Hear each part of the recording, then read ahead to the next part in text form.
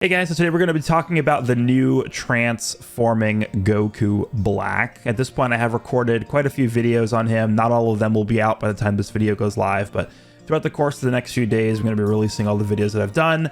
I've had a decent amount of time, decent amount of experience playing with this character and playing against this character. And I mean, you guys can feel free to come to your own conclusions, of course, but my conclusion after using this character and experiencing what he has to offer is that he is severely undertuned to the level that I really do think something needs to be done about this character. Unfortunately, biggest or second biggest celebration of the year, Legends Fest anniversary. Whenever we get a part 1 character that does not feel up to par, which we saw this with Goku and Frieza when they released, and they actually did do an emergency buff on them. It just doesn't feel good when, we've been waiting all year for Legends Fest, people are excited for it, and we get a character like this that just doesn't live up to the level that they should be at. My main point behind making this video, by the way, isn't even for you guys per se. This is actually going to be more so geared towards the development team, if they are watching this, which I think they are. So this is more geared towards you guys, aka the development team. I'm going to list out some of the points that I think are not working for this character, some of the problematic areas of this character's design. I'm not going to go through individual things like, oh, he should be doing this, he should be doing this, he should be doing this. I'm just going to be pointing out where the flaws are, and then I would like to see something be done here. They did mention when they did buff Goku and Frieza during the 5th anniversary that they would not be doing this again. I think they specifically said it was going to be a one-time thing.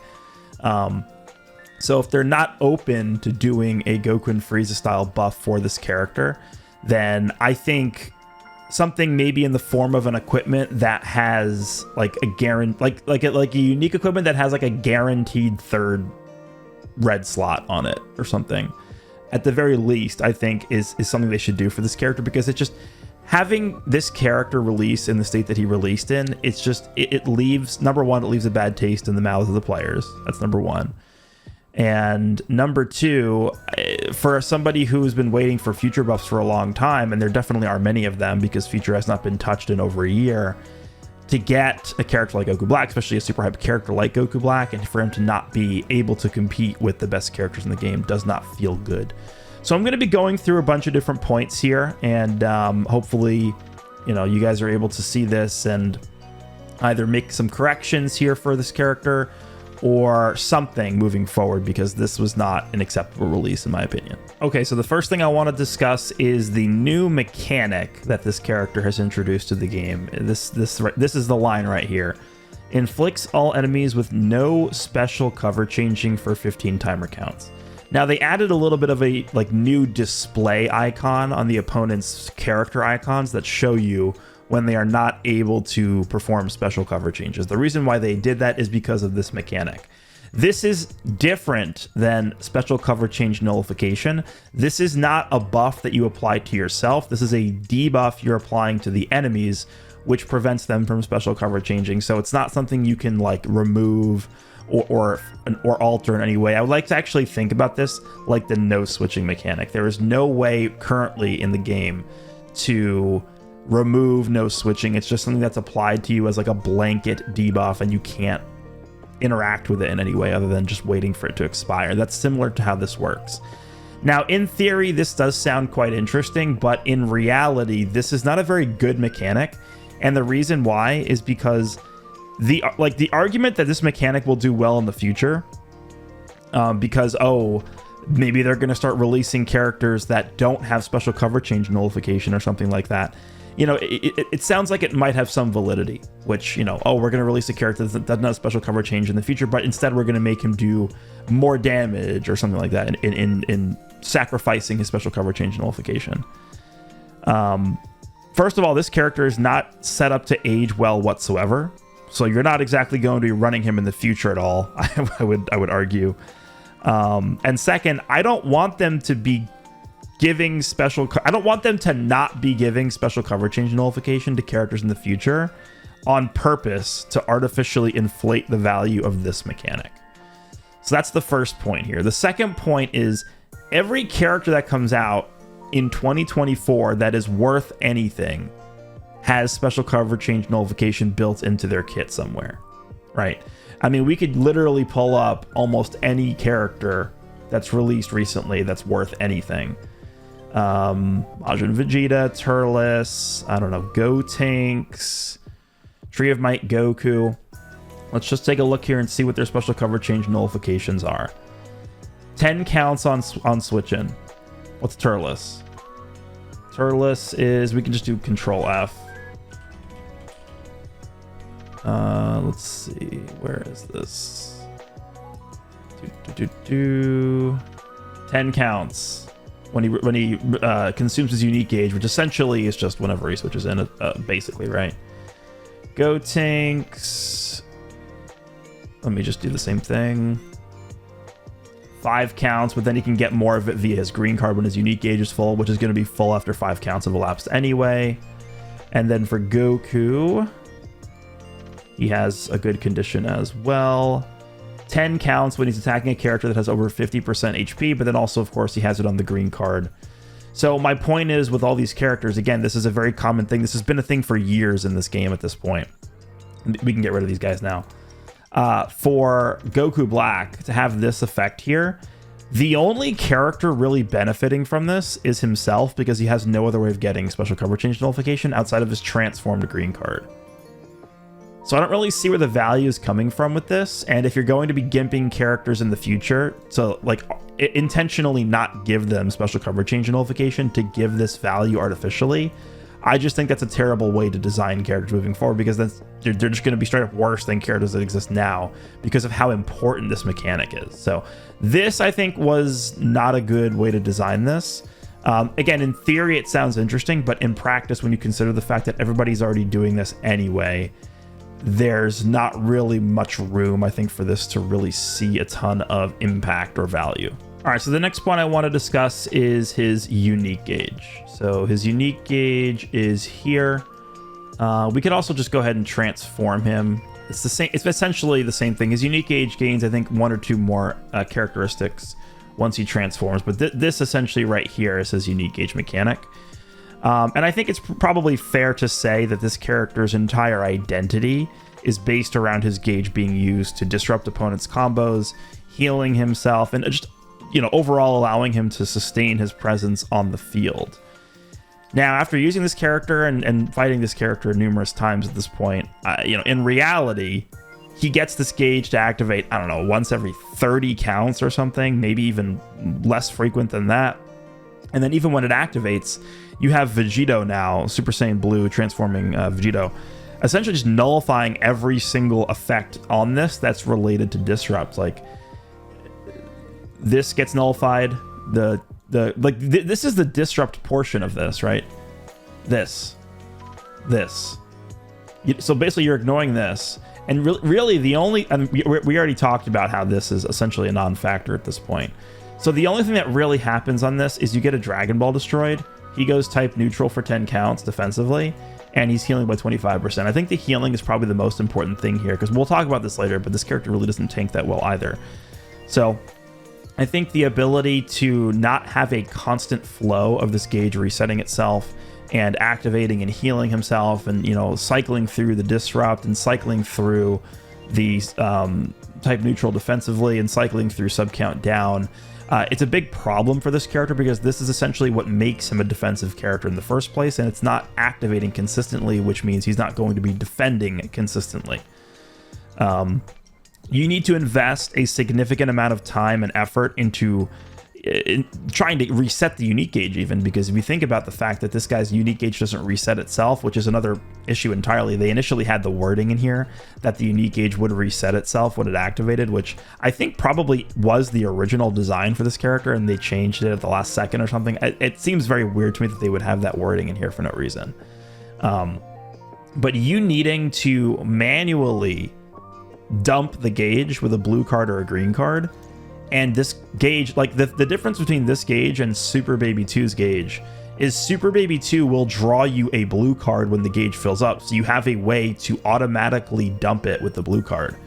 So Super Baby 2's Gage, a character that released 8 months ago, more than 8 months ago, has a more efficient and natural way of cycling through his gauges that allow him to actually be more sustainable on the battlefield and fulfill his role as a defensive character than Rose, who is a character released 8 months later and is a headlining Part 1 Legends Festival character.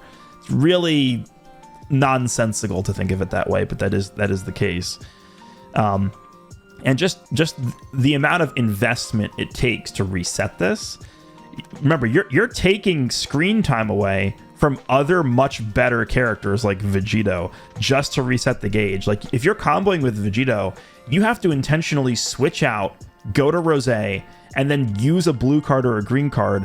And that's only when you've drawn a green or a blue for Rose to use, right? If you don't have one of those cards, you can't reset the gauge. So you have to intentionally sort of sabotage your own combos with other better characters to reset the gauge so that this guy could fulfill his role as a tank character. So, and then on top of that, I mean, again, I'm not really going to harp on individual mechanics like little things like the green card effect, but the green card only drawing one card is kind of weird too. So I don't know why it does that, but yeah, the unique gauge is a disaster. I'm not really too sure what the thought process was behind how they designed this. All right, so next I just want to talk about his overall bulk. This is coming from somebody who has this character at 14 stars. I have him max arts boosted. I have had him multiples. I've had him two times Zenkai buffed with defensive equips, with HP equips, and I can confidently say that this character does not do a good job of just tanking. He does not eat damage well. You would think, after looking at what his kit is and what his stats are, I mean, he has good defenses transformed. He's got over 200,000 defenses fully arts boosted. He's got the 70% damage reduction. He's got the extra damage reduction against the specific types of damage. Where is it? Right here. I guess it is only for 10 timer counts, huh? That's interesting. I didn't realize that's why. Okay, that's really weird. But you would think he would be tanking better than he actually is tanking. But for some reason, he just takes so much damage. And I think, again, you're fighting characters like Majin Vegeta, Vegito Blue. Like, it doesn't really matter. As Super Saiyan 3 Go tanks, it's very, very tough for this guy to just be sitting there and taking hits where his gauge is filled up and you can't, like, these things all feed into each other, right? We just talked about his unique gauge not being very consistent. And if he's not getting the healing here, he's not healing via any other means besides when the enemy switches and it's 5% healing. He should be healing 5% per card that he takes, let alone when a character switches. Like, there's no other disrupt, there's no other defense, there's nothing else going on here for him defensively other than the gauge. So when he's just taking hits from Super Saiyan 3 Gotenks or Majin Vegeta or Vegito Blue, like, you don't feel his presence on the team as a defensive character, right? Compare this guy's bulk, and I'm not talking about disrupt, I'm not talking about healing, just his ability to take and mitigate damage. Compare that to Majin Vegeta or Turles, and to me, it doesn't even really feel close. Majin Vegeta and Turles both take damage way better than this guy does, even though this guy is designed to be first and foremost a tank character. Majin Vegeta, I mean, clearly based off of the way that they designed Majin Vegeta, I mean, he is probably more so designed to be an offensive character, and I would argue that Majin Vegeta defensively takes 3 times better. Like, he's able to perform a role as a defensive tank character 3 times better than this Rose almost is. And yeah, I'm not even gonna get into the specifics of how Turles it's not like, if you want to compare Turles to this guy defensively, it's not even. These characters didn't even release in the same year. That's how big the gap is between Turles defensively and this character. So him as a tank on the future team, it doesn't even come close to being as good as it should be. The next point is, I would say, more so just like an overall look at how this character is positioned right now. I would argue that this character is the most important piece of the puzzle to pushing the future team back into relevancy. And that really was the idea. That really was the agenda for this part 1 of Legends Fest, was to get Future back onto the map in terms of relevancy and competitiveness with the rest of the game. Future is a team that has not been touched or buffed for over, 15 months or something like that. So they really had a lot of catching up to do. The last new character to release for Future was Purple Cell. Yes, they have the Zenkai for Fusion Zamasu, but I'm talking about new character releases. So, we have a decent amount of options for Future now. We have Zenkai Fusion Zamasu, we have Vegito Blue, we have Red Mayo, I think is actually a pretty good 1% sparking. But this Rosé is really poised, I think, to be the centerpiece of the team with his sub-count manipulation, rising rush defensive mechanics, and sustainability, right? That's the kind of character you're looking at to be the linchpin of your team. Vegito Blue is an overwhelming offensive character. He is a crazy, crazy character. I think he's just insane. But he's not going to be the most important character on your team. The most important character on your team is going to be a Rosé. It's going to be a Turles. It's going to be a Majin Vegeta, who's able to center the team around them and essentially act as like the base of the team. That is what this Rosé's intended role was for the Future team. So for him to be this undertuned means the entire team is going to suffer, and ultimately I just don't think, because of the way that they designed and built this Rosé, I don't think they've been successful in creating an environment where this new Future team can really compete with teams utilizing characters like Majin Vegeta and Turles. With this guy serving the most important role on Future, I think there should be some kind of support in his kit. Obviously in some way other than just the bad anti-special cover changing mechanics. We've seen many offensive based characters provide support in the form of damage inflicted for almost no reason before. Like a good example that I can think of is just last year's Part 1 Legends Fest character transforming Ultimate Gohan into Beast Gohan. He, for whatever reason, just gives blast damage support to the whole team, right? The tag Gammas, Gamma 1 and 2, give damage support to the whole team, even though they're clearly not a support character. This is the exact role, this Rosé, his position on Future is exactly the type of position where we would be expecting this character to perform and provide some type of support to the team, whether it's in the form of just straight up damage at the start of the fight. Maybe, whenever he gets hit, he gives damage support to the team. Whenever his unique gauge fills up, he gives support to the team. There's nothing like that on this character. And for the role that he's designed to fulfill on the team, that is a little bit strange to me, considering how lenient they've been with giving out damage support to the team on other characters that don't frankly even need it. Like even like Purple Ultimate Gohan, like why does he give support when his unique gauge fills up? That's not, he's a range attacking character. Like why does he do that? I don't know. Why couldn't this Rosé get something like that? It doesn't make any sense to me. All right, so the final thing I want to just quickly mention here in terms of specific areas where this character is lacking in is just the fact that he's a transforming character in general. And now I understand the reason why they wanted to do this. They wanted to make him a transforming character because it would just be more aesthetically cool. I think the animations, like this obviously doesn't have anything to do with his animation. I think the character looks very good. He's aesthetically, I would say, probably worthy of a Part 1 headlining Legends Fest character. The LF animation looks good. The transforming animation is one of the better transformations in the game for sure. It looks really, really cool. But functionally, what is the what is the vision behind this guy being a transforming character? What does he accomplish with having a base form and a Super Saiyan Rosé form? And the answer is really nothing. The only real value he's getting out of transforming is this. 30% healing is a lot, right? So that is nice to have. But other than that, this is actually insulting. The fact that he gets 10 counts of cover null when he transforms, this should happen anyway. Why is this on his main ability? Is this a joke? He should be getting cover null when he transforms as part of his unique ability, and then he should be getting cover null subsequently every time he enters the battlefield anyway. He doesn't need this attached to his main ability. They're making fun of us by putting this here. I legitimately think they are making fun of us by doing this. This is actually kindergarten level design. This is probably the most offensive thing in his entire kit, this right here. Is this a joke? Like, what is this? How is this here? Something else is the fact that this is actually a combination, I think.